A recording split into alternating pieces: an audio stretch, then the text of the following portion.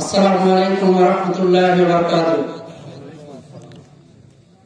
আমরা আসরের নামাজের পর থেকে রাত প্রায় 12টা পর্যন্ত বিভিন্ন ওয়াইজিনের মুখ থেকে কোরআন এবং হাদিসের আলোকে কথা শুনলাম। আমরা যেন এই কথাগুলোকে আমাদের বাস্তব জীবনে প্রয়োগ করতে পারি বা পালন করতে পারি। আমিন। আজ আমি সর্বপ্রথমে এই মাহফিলের পক্ষ থেকে ধন্যবাদ জানাচ্ছি আমাদের প্রধান মেহমানকে, যিনি অত্যন্ত কষ্ট করে সুদূর ঢাকা থেকে অত্যন্ত কষ্ট করে আমাদের এই মাহফিলকে সফলমণ্ডিত করেছে।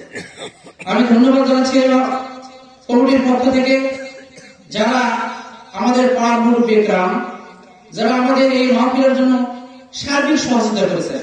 আল্লাহ পাক তাদেরকে যাচাই খায়ের দান করুক, হায়াতে দায়িত্ব দান করুক। আমিন। মিসবাহুল ইসলাম তারেকের নেতৃত্বে একদল সুসংগঠিত যুবক, যাদের অক্লান্ত পরিশ্রমের বিনিময়ে আজকের এই জলসা আমরা অনুষ্ঠিত করতে পেরেছি।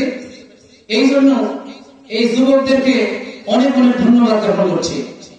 আল্লাহ পাক এই যুবকদেরকে যাচাই খায়ের দান করুক এবং দিনের মুজাহিদদের কবুল করুন।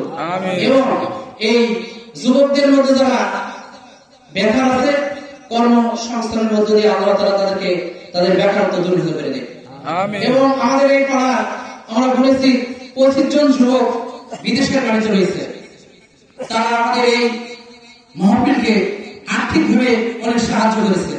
এই জন্য তাদের জন্য দোয়া করবেন, যেন তারা সুস্থ শরীরে বিদেশের বাণিজ্যে কাজ করতে পারে এবং তাদেরকে আল্লাহ তাআলা যাচাই খায়ের দান করেন। আমিন। এবং আজকে সর্বশেষ আমাদের